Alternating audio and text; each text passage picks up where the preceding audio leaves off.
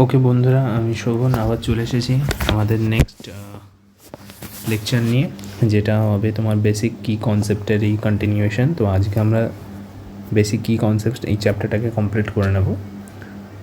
তো আমরা আগের লেকচারে যেটা কভার করেছিলাম সেটা ছিল হচ্ছে তোমার বেসিক্যালি ল অফ ডিমান্ড। ওকে, তো ল অফ ডিমান্ড করেছিলাম, সেখানে আমরা চেক করেছিলাম যে ডিমান্ড কার্ভের নেচার বা ফিচার্স কীরকম, কীভাবে হচ্ছে আমাদের কী কী ডিটারমিনেন্ট রয়েছে ল অফ ডিমান্ডটাকে স্যাটিসফাই করার জন্য। Price elasticity of demand check পড়েছিলাম আমরা। তার সাথে আমরা পড়েছিলাম গিয়ে তোমার types of price elasticity demand as well. Okay, তো আজকে আমরা চলো ল অফ সাপ্লাই নিয়ে ডিসকাস করব। ওকে, তো জিনিসটা তাহলে শুরু করা যাক।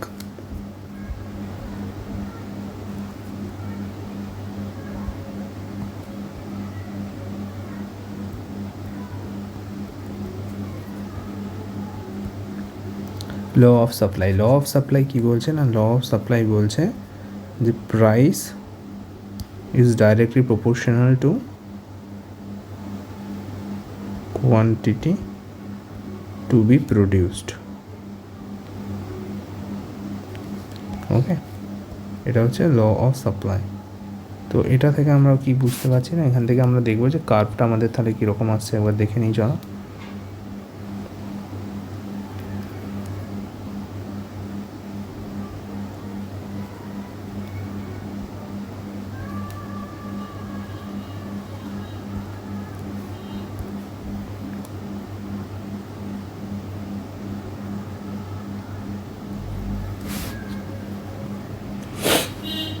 ওকে, এখানে আমরা লিখবো সেটা হচ্ছে যে কোয়ান্টিটি টু বি প্রডিউসড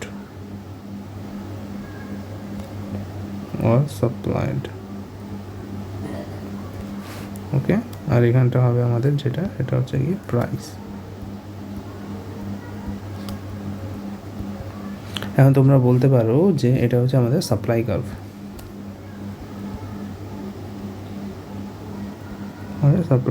ওকে। এখন তোমরা বলতে পারো যে আমাদের এখানে এটা সমানুপাতিক সম্পর্ক কেন, price is directly proportional to quantity to be produced কেন? এটা কারণ আমি প্রডিউসার, ঠিক আছে? তো আমি সবসময় কি চাইবো, আমার যদি কোনো জিনিসের দাম, কোনো কমোডিটি বা গুডস বা সার্ভিস যেটা আমি প্রডিউস করছি বা সাপ্লাই দিচ্ছি, সেটার দাম যদি বাড়তে থাকে, তো অবভিয়াসলি আমি সেটা আরও বেশি পরিমাণে প্রডিউস করব, যাতে করে কী হয় না, আমি আরও বেশি প্রফিট তৈরি করতে পারি, ঠিক আছে? তো এটা ডাইরেক্টলি তোমার সমানুপাতিক সম্পর্ক বা ডাইরেক্টলি প্রপোর্শনাল। কারণ কি না, এইটা রিলেশনটা এই কারণে আমরা কোনো, because producer always wants to make more profit, right? more profit, ঠিক আছে? আচ্ছা, এরপরে আমরা চলো দেখে নেবো সেটা হচ্ছে যে ডিটারমিনেন্টস অফ সাপ্লাই।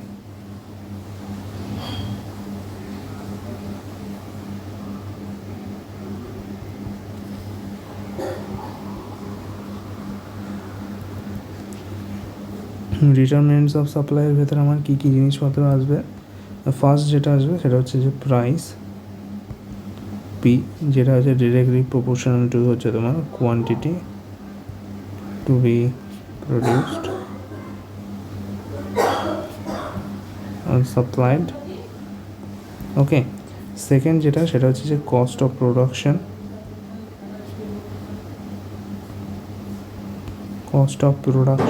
যেটাকে আমি সিওপি বলতে পারি, কস্ট অফ প্রোডাকশন, ঠিক আছে? এটা কিন্তু কনফারেন্স অফ পার্টিস নয় আবার, ঠিক আছে? সিওপি মানে কনফারেন্স অফ পার্টিস হয়, যেটা বেসিক্যালি এনভায়রনমেন্ট চেঞ্জ নিয়ে হচ্ছে ডিল করে। তো যেটা আমরা যখন এনভায়রনমেন্ট সায়েন্স করবো তখন দেখতে পাবো। তো কস্ট অফ প্রোডাকশন, ঠিক আছে? কস্ট অফ প্রোডাকশন আবার কিসের উপর ডিপেন্ড করছে দেখো, এখানে রিলেশনটা কি না, কস্ট অফ প্রোডাকশন যদি বাড়ে, ঠিক আছে, কস্ট অফ প্রোডাকশন বাড়লে কী হবে, মানে আমার কোনো একটা জিনিস তৈরি করতে যদি বেশি টাকা লাগে, কস্ট অফ প্রোডাকশন যদি বাড়ে, তাহলে কিন্তু হচ্ছে কোয়ান্টিটি টু বি সাপ্লাইড যেটা থাকবে, এটাকে আমি এরকম করে লিখি, কোয়ান্টিটি টু বি সাপ্লাইড সেটা কমে যাবে, ঠিক আছে? কারণ কস্ট অফ প্রোডাকশন যদি বাড়ে, কোয়ান্টিটি টু বি সাপ্লাইটা অবভিয়াসলি তোমার কী হবে, ডিটোরিয়েট করবে, রাইট? সেখানে ধরো আমার এই কমোডিটি এখানটা যদি আমরা ধরে নিচ্ছি তোমার এটা কী বলে, প্রাইস হচ্ছে কনস্ট্যান্ট রয়েছে। প্রাইস যদি কনস্ট্যান্ট থাকে, সাপোজ ধরো আমার হচ্ছে একটা গুড রয়েছে, ধরো গুড একটা রয়েছে, গুড এ, ঠিক আছে? এটা প্রাইসটা হচ্ছে আমার কনস্ট্যান্ট, কিন্তু আমি দেখতে পাচ্ছি যে গুড এটা তৈরি করতে ওই ফিনান্সিয়াল ইয়ার ধরো 2023-তে আমার ধরো 10 টাকা লেগেছিল, ওকে? কিন্তু আমি নেক্সট ফিনান্সিয়াল ইয়ারে যখন আমি চেক করছি তখন দেখছি 23-24-এ আমি যখন চেক করছি তখন দেখছি 10 টাকা থেকে আমার লাগছে 50 টাকা। মানে কি, কস্ট অফ প্রোডাকশন আমার বেড়ে যাচ্ছে। কস্ট অফ প্রোডাকশন বাড়লে আমার কী হবে, বাজারে এই প্রোডাক্ট কমোডিটিটার দাম কিন্তু হচ্ছে তোমার কত আছে, কস্ট অফ প্রোডাকশান আমার বেড়ে যাচ্ছে, ঠিক আছে? কস্ট অফ প্রোডাকশান যখন বাড়ছে তখন আমি কি দেখবো না, কস্ট অফ প্রোডাকশান বাড়লে আমার এখানে সাপ্লাই কিন্তু জিনিসটা কমে যাবে, ঠিক আছে? কোয়ান্টিটি সাপ্লাই যেটা থাকবে সেটা তখন ডিটোরিয়েট করবে, ওকে? তারপরে কি না, ট্যাক্স যদি বাড়ে তার মানে কি, সেটা কস্ট অফ ইনডাইরেক্ট ট্যাক্স যেগুলো আমরা দিচ্ছি, ট্যাক্স বাড়ছে মানে তখন কী হচ্ছে, কস্ট অফ প্রোডাকশানটাও বাড়ছে, যেটা মানে হচ্ছে তোমার কি quantity supplied. Cost of production যদি বাড়ে, আমি যদি হচ্ছে আগে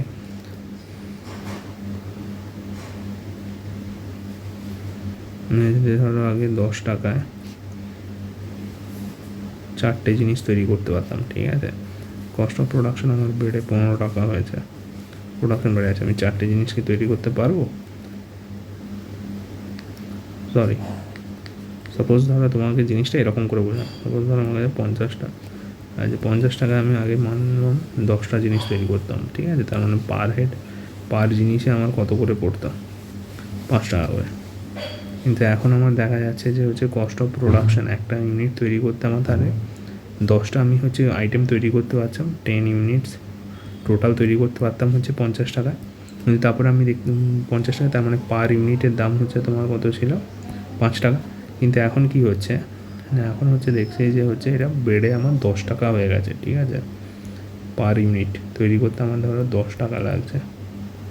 তখন কি হচ্ছে, মানে বাজেটটা এটা তো ফিক্সড আছে, তখন আমার কী হচ্ছে, প্রোডাকশন যে সাপ্লাই যেটা ছিল সেটা কত হচ্ছে, তখন আমি 5 ইউনিট তৈরি করতে পারবো ম্যাক্সিমাম, এটা আমার কনস্ট্যান্ট যদি থাকে, ঠিক আছে? তখন আমি কি দেখতে পাচ্ছি না, আমি হচ্ছে তোমার 10 টাকায় হচ্ছে 5টা ইউনিট তৈরি করতে পারছি, তার মানে আমার কি সাপ্লাই যেটা হচ্ছে কোয়ান্টিটি সাপ্লাই কি ডিটোরিয়েট করছে ট্যাক্স বাড়ার জন্য বা কস্ট অফ প্রোডাকশন বাড়ার জন্য, বোঝা গেল? তো এইগুলো গেল ডিটারমিনেন্টস অফ সাপ্লাই। এরপরে আমরা যেটা পড়বো সেটা হচ্ছে যে মার্কেট ইকুইলিব্রিয়াম।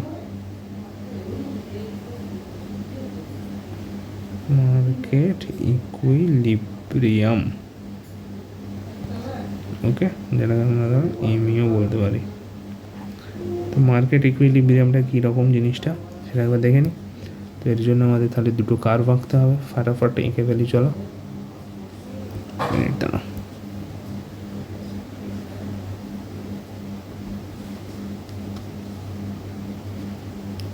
ঠিক আছে? এটা কিসের কার্ভ আঁকছি বলবে তোমরা, কিসের কার্ভ আঁকলাম? হচ্ছে ডিমান্ড কার্ভ, কারণ ব্যস্তানুপাতিক সম্পর্ক, সেই জন্য ডাউনওয়ার্ড। এটাই কি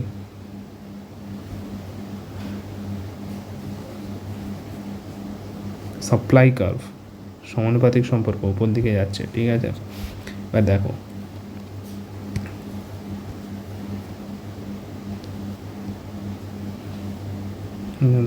প্রাইস আর এখানটা হচ্ছে কোয়ান্টিটি, ঠিক আছে?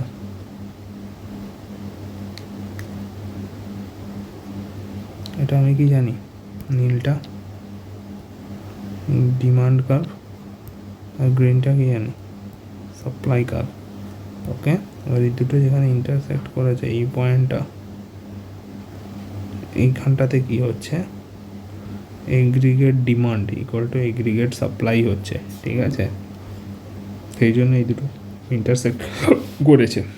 তো এই পয়েন্টটাকেই বলা হয় তোমার হচ্ছে ইকুইলিব্রিয়াম পয়েন্ট।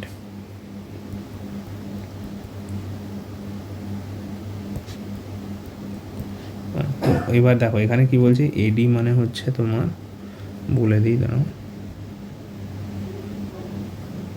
এগ্রিগেট ডিমান্ড,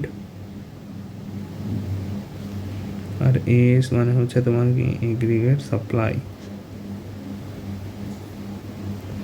ওকে, বুঝা গেল? তো এবার দেখো যখনই আমরা এগ্রিগেট ডিমান্ড এগ্রিগেট সাপ্লাই বলছি, তার মানে এটা কিসের কথা বলছে, এটা ম্যাক্রো ইকোনমি বলছে, ঠিক আছে। আর যদি শুধু ডিমান্ড শুধু সাপ্লাই বলতাম তখন বলতাম মাইক্রো ইকোনমি। তো এটা হচ্ছে তোমার ইকুইলিব্রিয়াম পয়েন্ট, এটাকে বলছি আমরা ই। ওকে, তো তাহলে বোঝা গেল মার্কেট ইকুইলিব্রিয়াম কখন হচ্ছে। এরপরে আরও দুটো হচ্ছে তোমার হয়, সেটা হচ্ছে যে তোমার একটাকে বলা হচ্ছে তোমার কনজিউমার ইকুইলিব্রিয়াম।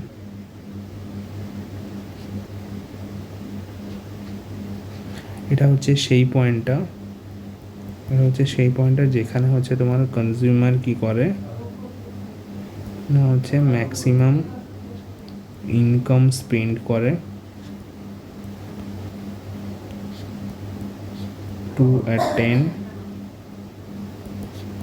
Maximum satisfaction. ওকে, আরেকটা আছে প্রোডিউসার ইকুইলিব্রিয়াম।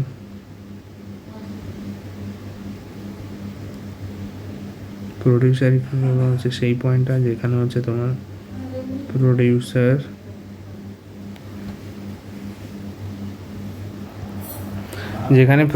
কি করবে না, ট্রাই করবে achieve maximum profit, okay, by producing certain of goods and services। ওকে, তাহলে প্রডিউসার ইকুইলিব্রিয়াম বুঝে গেল। আচ্ছা, এরপরে আমরা যেগুলো পড়বো সেটা হচ্ছে যে তোমার টাইপস অফ মার্কেট পড়বো, একটা নতুন জিনিস।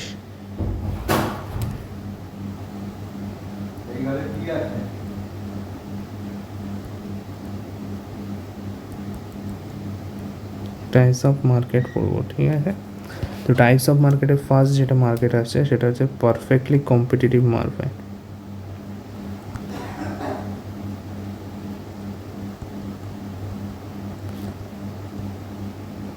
তো এটা দেখেই নাম শুনেই বুঝতে পারছো পারফেক্টলি কম্পিটিটিভ মার্কেট মানে হচ্ছে নাম্বার অফ সেলার অনেকগুলো থাকবে, ঠিক আছে, মাল্টিপল সেলার্স থাকবে, ঠিক আছে। গুডস বা সার্ভিসেস যেগুলো থাকবে সেগুলো হোমোজেনাস।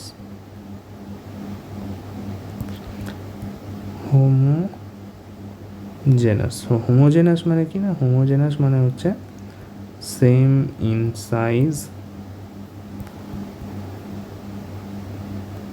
অ্যান্ড কোয়ালিটি বলতে পারো, কোয়ালিটি অ্যাজ ওয়েল। ওকে, পরে আমি এক্সাম্পল দিচ্ছি। আচ্ছা, আর কি আছে না, buyers or customers, consumers have more option। Just নামটা দেখো, দিয়ে বোঝার চেষ্টা করো, ঠিক আছে। দেখবে তোমরা যদি নিজেরা বোঝো জিনিসটা, চিন্তা করো যে পারফেক্টলি কম্পিটিটিভ মার্কেটে কী কী কন্ডিশন হতে পারে, দেখবে নিজে থেকেই পয়েন্টগুলো বের করে নিতে পারবে তোমরা। Buyers consumers has more option. Okay, আচ্ছা, আর কি না, আর সেটা হচ্ছে easy to entry or exit into or from the market। Okay, এবার এক্সাম্পল দিই, চলো দেখছি। এক্সাম্পল দেখো, এগ্রিকালচারাল মার্কেট, ঠিক আছে। এগ্রিকালচারাল মার্কেট কী জন্য বলছি, সাপোজ ধরো আমি সবজি দোকানে গেলাম, ঠিক আছে। সবজি দোকানে গিয়ে আমার কোথাও ধরো আলু কিনতে হবে, তো আমি লোকজনের কাছে ধরো সবজি দোকানে আমি ধরো গেছিলাম, ভেজিটেবল মার্কেটে গেলাম, সবজি মার্কেটে যে আমি দেখছি ধরো সাপোজ 10টা স্টল রয়েছে, ঠিক আছে। 10টা স্টলের অলমোস্ট হচ্ছে প্রত্যেকের কাছেই কিন্তু 8টা স্টলে কিন্তু তুমি আলু পাবে, ঠিক আছে। ওকে, আর প্রত্যেকের কাছে দাম মোটামুটি 19-20 ভ্যারি করবে, ঠিক আছে। সুতরাং কী হবে, সুতরাং হচ্ছে তোমার অনেকগুলো সেলার এখানে কি দেখতে পাচ্ছি, মাল্টিপল সেলার্স আমি দেখতে পাচ্ছি। আর কাস্টমারের কাছে কি অনেক অপশান পাবো। আর কি আলু আমার কমিউনিটি একটা, যেটা হচ্ছে তোমার সব জায়গাতেই অলমোস্ট সমান পাচ্ছি, তো এই জন্য হোমোজেনাস ইন নেচার হচ্ছে।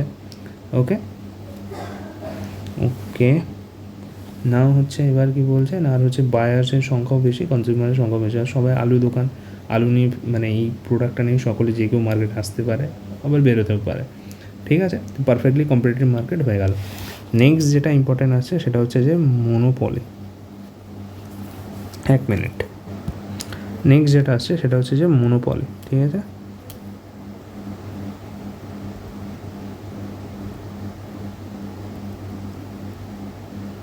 ওকে আচ্ছা, এখানে আরেকটা জিনিস যেটা, সেটা হচ্ছে যে এখানে যে প্রাইস অফ দ্য কমোডিটি,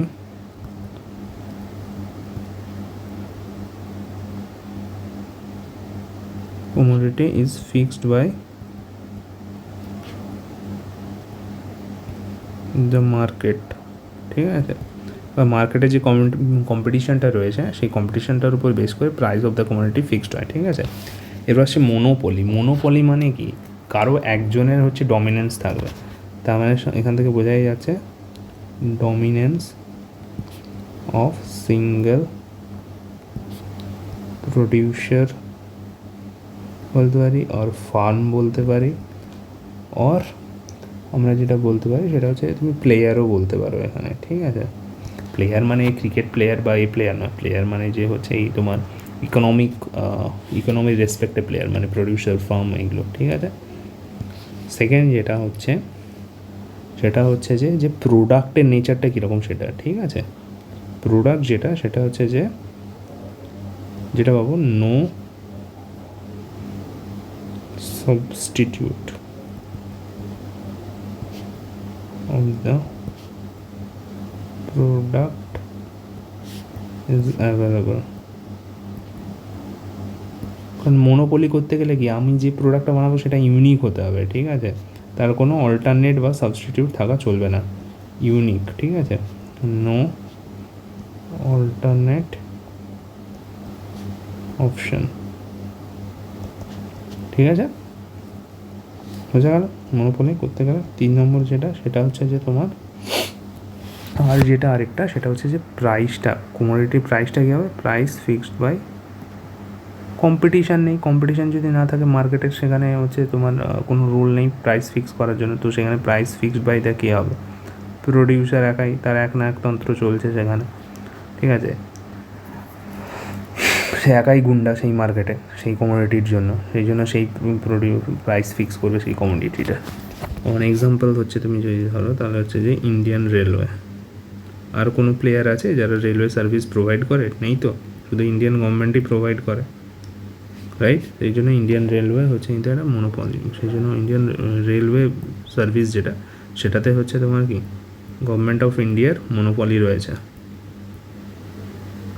বুঝা গেল। রেলওয়ে সার্ভিসে গভর্নমেন্ট অফ ইন্ডিয়ার মনোপলি রয়েছে, আর অন্য কোনো থার্ড পার্টি প্লেয়ার তো নেই। কিন্তু তুমি যদি দেখো এয়ারলাইন সার্ভিসে আমার কিন্তু অনেক প্লেয়ার আছে, প্রাইভেট প্লেয়ার রয়েছে, ঠিক আছে। তো যার জন্য সেটা কিন্তু মনোপলি হবে না। তো হ্যাঁ, এয়ারলাইন সার্ভিসটাকে আমরা এটাকে অলিগোপলির আন্ডারে ফেলতে পারি, ঠিক আছে। আচ্ছা, মনোপলির পরে তারপরে নেক্সট যেটাতে আমরা যাব সেটার নাম হচ্ছে মনোপলিস্টিক মার্কেট। নামটা একটু সিমিলার লাগবে কিন্তু একটু ডিফারেন্ট রয়েছে, ওকে। মনোপলিস্টিক মার্কেট, ঠিক আছে। মনোপলিস্টিক মার্কেটে কি হচ্ছে না, এখানে কিন্তু তোমার সিঙ্গেল সেলার নেই, ঠিক আছে। নো সিঙ্গেল সেলার, ঠিক আছে। প্রোডাক্টের নেচার কীরকম, প্রোডাক্ট হচ্ছে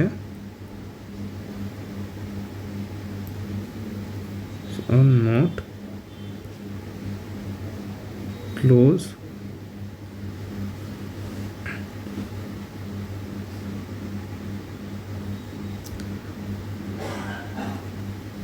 এখানে বলতে পারি আমরা products can be used as substitute but not close substitute, ঠিক আছে? যেমন কি, যেমন ধরো হচ্ছে এয়ারলাইন সার্ভিসেস,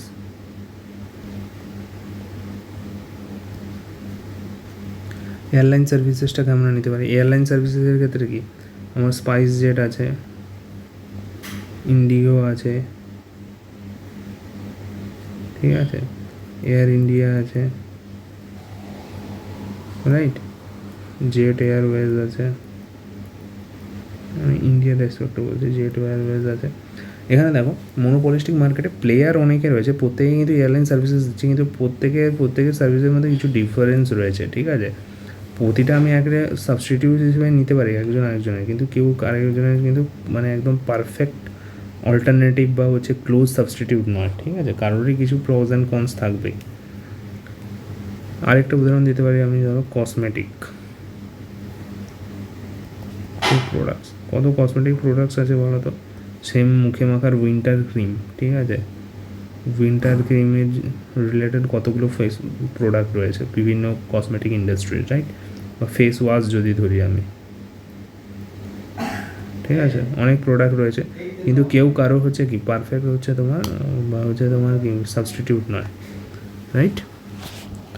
আচ্ছা, এরপরে হচ্ছে তোমার কি, এরপরে যেটা আমরা পড়বো সেটা হচ্ছে যে মনোপলিস্টিক হয়ে গেল। এরপরে যেটা সেটা হচ্ছে যে অলিগোপলি, অলিগোপলি, ঠিক আছে? অলিগোপলিতে কি হচ্ছে না, অলিগোপলিতে যেটা হবে সেটা হচ্ছে যে কম্পিটিশন,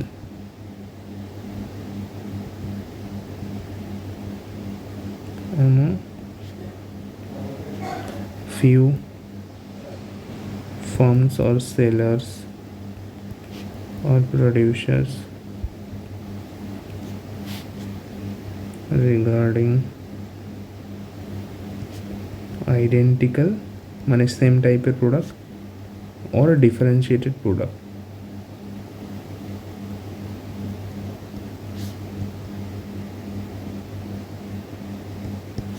না, আইডেন্টিক্যাল আর ডিফারেন্সিয়েটেড প্রোডাক্টস নিয়ে হচ্ছে তোমার ফিউ হচ্ছে তোমার মানে কিছু ফার্মস বা সেলের ভেতরে হচ্ছে তোমার কম্পিটিশন থাকবে, ওকে?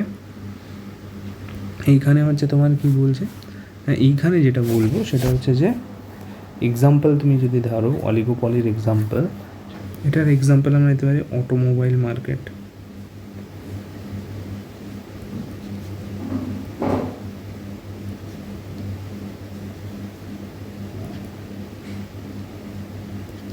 অটোমোবাইল মার্কেট ইন ইন্ডিয়া, কারণ অটোমোবাইল হচ্ছে ভারতে হচ্ছে কি কিছু কম সংখ্যক হচ্ছে তোমার ইন্ডাস্ট্রি তৈরি করে থাকে, ঠিক আছে? বা তাদের ভেতরে কি 4 হুইলার্স বার করছে, ফ্যামিলি কার বার করছে, সেম টাইপের, এগুলো হচ্ছে আইডেন্টিক্যাল প্রোডাক্ট, কিন্তু তাদের ক্ষেত্রে যদি প্রোডাক্টগুলো দেখো সেগুলোও কিন্তু হচ্ছে তোমার এখানে জিনিসটা যেটা সেম টাইপের আইডেন্টিক্যাল প্রোডাক্ট, এখানটা কিন্তু আইডেন্টিক্যাল প্রোডাক্টও হতে পারে, ডিফারেন্সিয়েটেড প্রোডাক্টও হতে পারে, ঠিক আছে? কিন্তু আমরা যখন মনোপলিস্টিক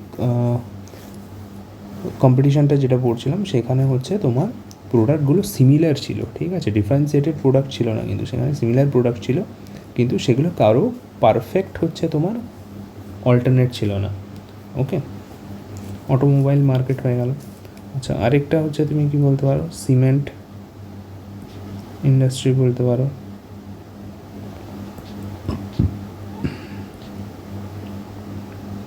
ইন ইন্ডিয়া হচ্ছে অলিগোপলির এক্সাম্পল। অলিগোপলি মানে হচ্ছে তুমি বলতে পারো কম্পিটিশন অ্যামং ফিউ, ঠিক আছে, যেটা আগে বললাম।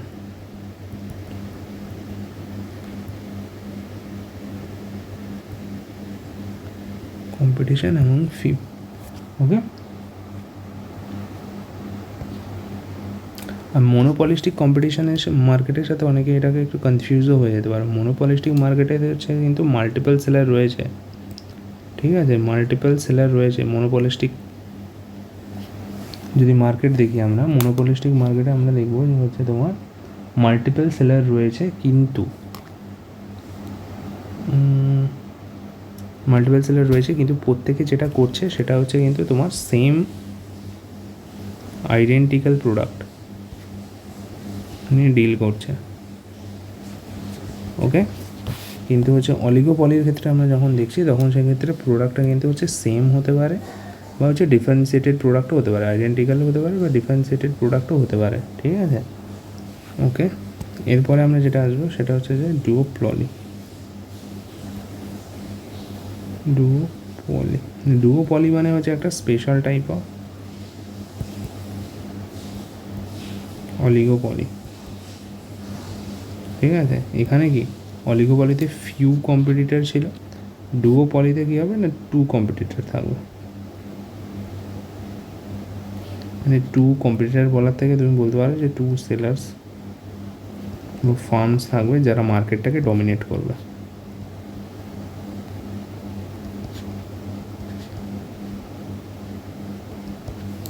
ওকে, এটা হচ্ছে ডুওপলিতে গেল। এক্সাম্পল যদি দেখো তাহলে বলতে পারি যে হচ্ছে তোমার সফট ড্রিঙ্কস ম্যানুফ্যাকচারার,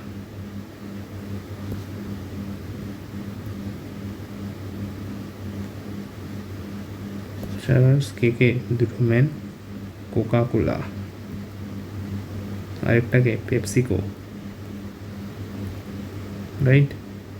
ওয়ার্ল্ডে এই দুটোই তো হচ্ছে সব থেকে বড়ো সফট ড্রিঙ্কস ম্যানুফ্যাকচারার, তাই না, যারা মার্কেটটাকে ডমিনেট করে। তো এক্ষেত্রে ডুওপলি দেখতে পাবো। পরে হচ্ছে লাস্ট যেটা, সেটা হচ্ছে মনোসনি। এতগুলো আমরা কী নিয়ে কথা বললাম, এতগুলো যে মার্কেটগুলো মার্কেট বললাম, সেখানে দেখলাম সেলার বা ফার্ম বা প্রডিউসাররা ডমিনেট করছে তাদের ওপর বেস করে, ঠিক আছে। আর যেটা আসছে মনোসনি, সেটা হচ্ছে বেসড অন বায়ার, ঠিক আছে। যেখানে হচ্ছে কী হচ্ছে না single buyer dominates the market. আগেরগুলো কী ছিল, সেলার ছিল, সিঙ্গেল বায়ার বা হচ্ছে consumer dominates the market. Okay, example কি, এক্সাম্পল যদি দেখো তাহলে হচ্ছে তোমার গভর্নমেন্ট অফ ইন্ডিয়া, ঠিক আছে, ডমিনেট করছে কি market of which, dominate market of হচ্ছে তোমার আমাদের দেশে যত হচ্ছে তোমার ডিফেন্স ইকুইপমেন্ট তৈরি হয়, ঠিক আছে, দেশে যত ডিফেন্স ইকুইপমেন্ট তৈরি হচ্ছে, ইকুইপমেন্টস বা গুডস তৈরি হচ্ছে, সেগুলোর হচ্ছে ম্যাক্সিমাম বা মেজরিটি পোর্শন কে বাই করছে, মেজরিটি পোর্শন বাই করছে গভর্নমেন্ট অফ ইন্ডিয়া, রাইট। মার্কেটকে ডমিনেট করছে, সাধারণ মানুষ তার বন্দুক কিনতে যাচ্ছে না, বা কিনলেও হচ্ছে বেশি সংখ্যায় কিনছে না, যতটা হচ্ছে বাল্কে আমাদের গভর্নমেন্ট অফ ইন্ডিয়া বাই করছে, রাইট। তো সেই জন্য এখানে হচ্ছে এটা মনোসনির এক্সাম্পলে আসবে, হ্যাঁ। আচ্ছা, এরপরে নেক্সট আমরা যেটা পড়বো সেটা হচ্ছে গিয়ে তোমার দুটো কনসেপ্ট রয়েছে, একটা হচ্ছে আইসো কস্ট লাইন আর একটা হচ্ছে আইসো কোয়ান্ট লাইন। তো চলো সেটা একবার দেখে নিই ছোটো করে।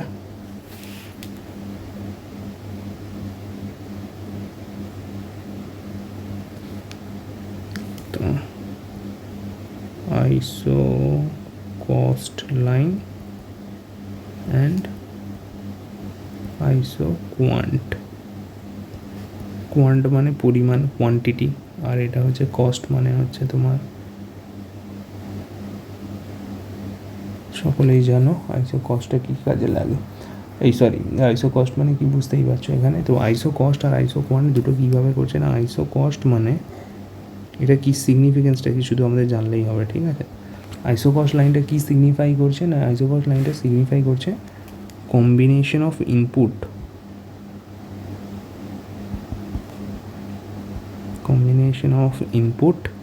ওকে। কম্বিনেশন অফ ইনপুট বলতে তুমি ধরো লেবার ধরো, ক্যাপিটাল ধরো, combination input that producer can purchase, okay, with given budget. তার মানে কী বললাম, আইসো কস্ট লাইন কী বলছে না, আইসো কস্ট লাইন বলছে যে combination of input that a producer can purchase with a given budget, ঠিক আছে। একজন প্রডিউসার বা উৎপাদক একটা তার লিমিটেড বাজেট দিয়ে যে দুটো পসিবল কম্বিনেশনের ইনপুটকে বাই করতে পারে, সেইটাকে হচ্ছে তোমার রিপ্রেজেন্ট করছে আইসো কস্ট লাইন, ওকে। তো এবার এটার গ্রাফটা কীরকম আসবে দেখে নিই। এখানে দেখো গিভেন বাজেট বলেছে, তার মানে কি বাজেটটা হচ্ছে আমার কনস্ট্যান্ট ফিক্সড, রাইট। তো সেই ক্ষেত্রে আমার গ্রাফটা হবে কি, নেচার কী হবে, স্ট্রেট লাইন হবে, ওকে। আচ্ছা আইসো ফার্স্ট লাইনে এখানে হচ্ছে আমি ধরো এখানে যদি আমি করি ক্যাপিটাল, তাহলে এখানে যদি ধরো করি লেবার, তাহলে কী হচ্ছে এটা স্ট্রেট লাইন হবে, ঠিক আছে, স্ট্রেট লাইন হবে আর ডাউনওয়ার্ড স্লোপ হবে। কেন ডাউনওয়ার্ড স্লোপ হবে? কারণ আমাকে ধরো এখানে লেবার এর এখানে ক্যাপিটাল আছে, ঠিক আছে, বাজেট ধরো হচ্ছে আমার কত, ধরো 10 টাকা, আমি 10 টাকার পুরোটাই যদি লেবারের জন্য দিয়ে দিই তাহলে আমার ক্যাপিটাল কস্ট হচ্ছে কত, 0 হচ্ছে। যে ক্যাপিটাল কস্ট যদি আমাকে বাড়াতে হয় ধরো 2 টাকা, তাহলে এখানে হচ্ছে কি লেবারের জন্য 8 টাকা করতে হবে, 2 টাকা এখানে কমাতে হবে।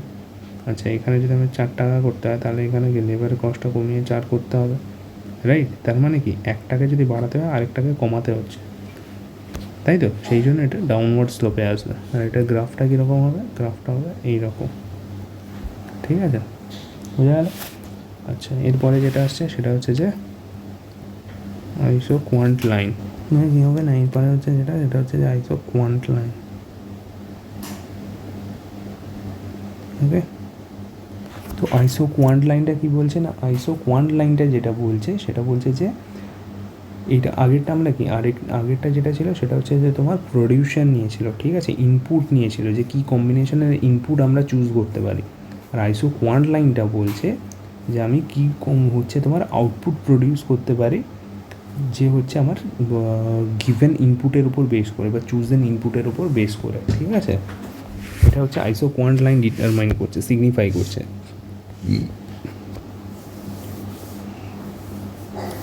বেসিক্যালি কি না,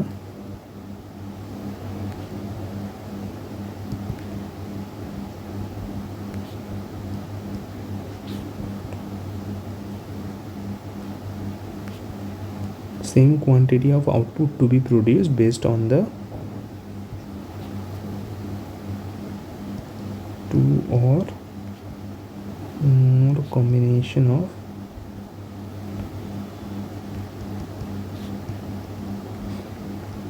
inputs, ঠিক আছে। এটাকে আমরা সেম কোয়ান্টিটি না বলে আমি বলতে পারি যে quantity of output to be produce based on the two or more combination of inputs, ঠিক আছে। তো এখানে হচ্ছে তোমার বুঝতেই পারছো যে এখানে আউটপুটটা কী জেনারেট করতে পারবো সেইটা আমাদের নির্ণয় করতে হবে, যেখানে আমাদের ভেরিয়েবলটা হচ্ছে কি, যে ইনপুটগুলো। ইনপুট বলতে এখানে কি না, ইনপুট বলতে এখানে ধরো লেবার আর হচ্ছে তোমার ক্যাপিটালও হতে পারে। ওকে, তো এখানের গ্রাফটা কীরকম আসবে, সরি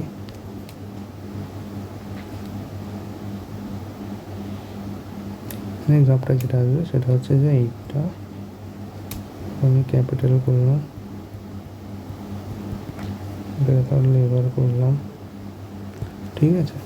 এটা অবভিয়াসলি ডাউনওয়ার্ড স্লোপে আসবে কারণ সেম জিনিস এখানে, ঠিক আছে, এইরকম, কারণ একটা বাড়িয়ে একটা একটা ধরো কমালে আরেকটা বাড়ালাম, ঠিক আছে, তাহলে আউটপুটটা ভ্যারি করবে, রাইট। তো এই ক্ষেত্রে যেটা গ্রাফটা আসবে সেটা হচ্ছে ডাউনওয়ার্ড স্লোপে আসবে এইরকম করে, আর নেচারটা থাকবে এরকম, কারণ আমাদের এখানে আউটপুটটা সবসময় কনস্ট্যান্ট হবে না, ঠিক আছে। আউটপুট যেহেতু সবসময় কনস্ট্যান্ট হবে না সেই জন্য কিন্তু আমাদের এটা কনভেক্স কার্ভ আসবে, সরি সেই জন্য আমাদের এটা একটা কি কনভেক্স কার্ভ আসছে, ঠিক আছে। তো এটা গেল হচ্ছে তোমার isoquant line, quantity of output to be produce based on the two or more combination of inputs, labour capital দুটো ইনপুট হিসেবে ধরছি আমরা। ওকে, বোঝা গেল। আচ্ছা এরপরে আমাদের যে এরপরে আর দুটো ছোটো ছোটো জিনিস সেগুলো একটু পড়ে নিয়ে চলবে। একটা হচ্ছে প্যারাডক্স অফ থ্রিফট, এগুলো জাস্ট মনে রেখো, ঠিক আছে, শর্ট কোয়েশ্চেন আসতে পারে। Paradox of thrift, paradox of thrift ফার্স্টে বলে রাখি এটা কনসেপ্টটা কে দিয়েছে, কনসেপ্টটা দিয়েছে আমাদেরকে জে.এম. কিনস, ঠিক আছে। জেমস কিনসকে বলা হয় ফাদার অফ ম্যাক্রো ইকোনমিক্স, ঠিক আছে।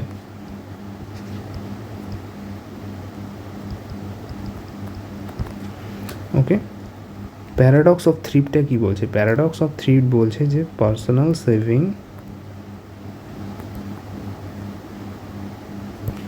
ইজ ডেট্রিমেন্টাল, মানে ক্ষতিকারক, ডেট্রিমেন্টাল টু ইকোনমিক গ্রোথ। কেন সেটা বলছি এবার।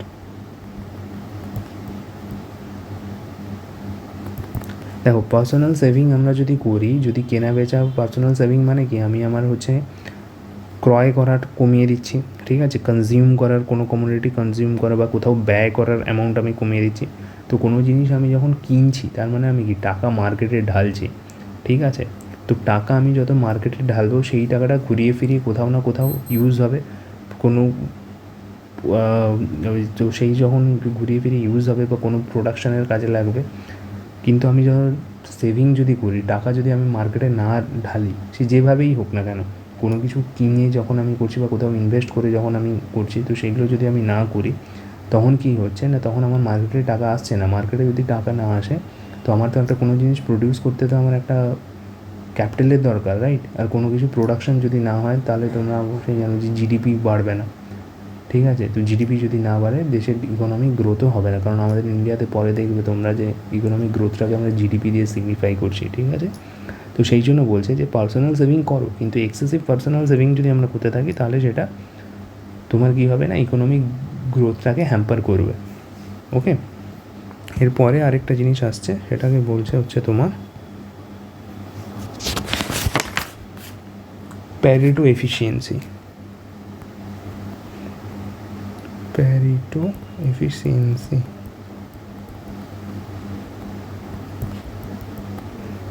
ঠিক আছে। তো এবার দেখে নেওয়া যাক, চলো প্যারেটো এফিসিয়েন্সিটা কি। প্যারেটো এফিসিয়েন্সি হচ্ছে একটা ইকোনমিক সিচুয়েশন। প্যারেটো এফিসিয়েন্সি বলছে যে এরকম কোনো ইকোনমিক সিচুয়েশন কখনোই হচ্ছে অ্যাচিভ করা যায় না, situation is impossible to attain where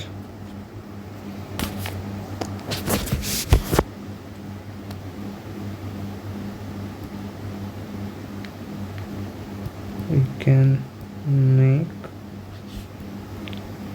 someone better without worsening other, ঠিক আছে। তার মানে এখানে ব্যাপারটা এটা বলছে যে মানে হচ্ছে কারো ক্ষতি না করে, কারো ভালো যদি করতে হয়, তাহলে সেক্ষেত্রে কারো না কারো ক্ষতি হয়ে থাকে, ঠিক আছে। যেমন ধরো কেউ যখন লাভ করছে, কেউ লাভ করছে মানে কি, অন্য কারো সেখানে হচ্ছে লস হচ্ছে, ঠিক আছে। কারো লস না করিয়ে কেউ কখনো প্রফিট করতে পারবে না, ঠিক আছে।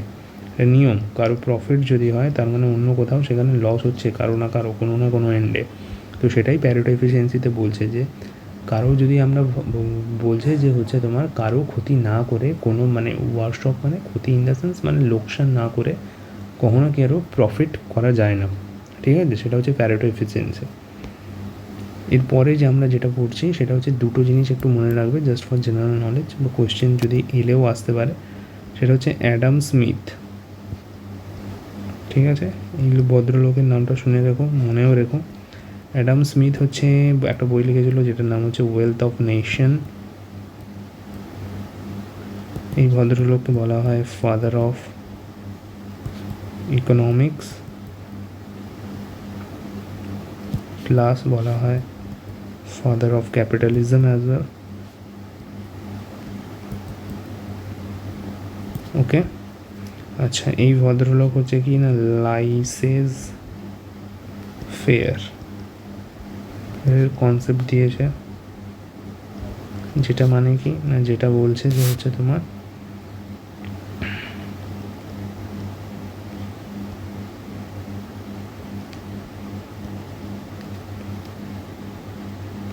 free from government interference, free from government interference in market। ওকে, যেটা আমরা কিসে দেখতে পাই, ক্যাপিটালিস্ট মার্কেট, ক্যাপিটাল মার্কেটে দেখতে পাই, ঠিক আছে, ক্যাপিটালিস্ট মার্কেটে দেখতে পাই অ্যাডাম স্মিথ। ওকে,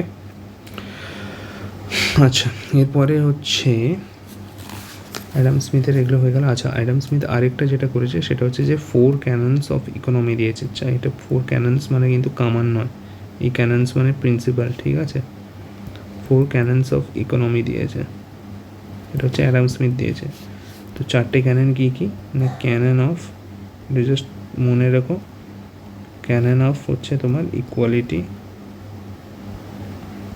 ওকে। দেন হচ্ছে কি না, ক্যানন অফ সার্টেনটি,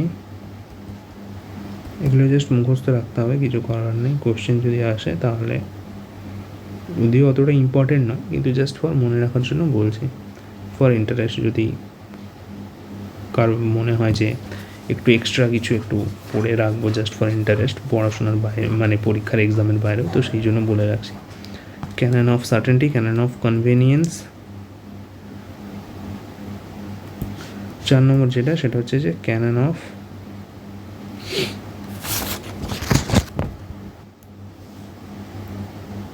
ইকোনমি। আচ্ছা, এখানে মাই ব্যাড, এটা ক্যাননস অফ ট্যাক্সেশন হবে অ্যাকচুয়ালি, ঠিক আছে, স্পেলিংটা চেক করে নিই, ক্যানন অফ ট্যাক্সেশন, ঠিক আছে। ক্যানন অফ ট্যাক্সেশন যেটা, 4 ক্যাননস অফ ট্যাক্সেশন, এটা কিন্তু এই ওয়েলথ অফ নেশন এই বইটাতেই লিখেছে, ওয়েলথ অফ নেশন বইটাতেই মেনশন করেছে অ্যাডাম স্মিথ ভদ্রলোক। 4 canons of taxation, canon of equality, canon of certainty, canon of convenience, canon of economy, okay. তো চলো আমরা হচ্ছে আমাদের এই ফার্স্ট চ্যাপ্টার যেটা ছিল অ্যাজ পার নিতিন সিংঘানিয়া স্যারের ইন্ডিয়ান ইকোনমি বইটার উপর বেস করে ফার্স্ট চ্যাপ্টারটা আমরা কমপ্লিট করলাম, ওকে। তো তোমরা ভিডিওগুলো গো থ্রু করো, কারো যদি কোনো ডাউট বা কোয়ারি থাকে সেটা আমরা কমেন্টে পোস্ট করো, সেটা রিগার্ডিং আমি আরেকটা ক্ল্যারিফিকেশন বা ডাউট ক্লিয়ারিং ভিডিও পোস্ট করব, ঠিক আছে। তো নেক্সট পরে আমাদের শুরু হবে যেটা, সেটা হচ্ছে যে পরবর্তী চ্যাপ্টারটা নিয়ে।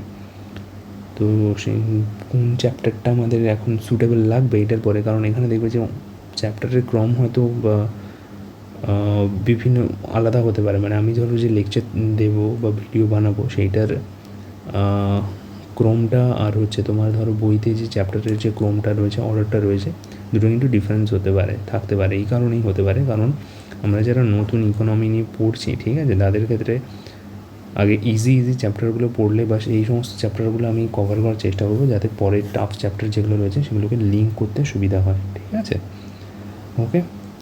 তো চলো তাহলে আজকে এখানেই ক্লোজ করছি জিনিসটাকে। সবাই ভালো থেকো, গুড নাইট, টাটা, বাই।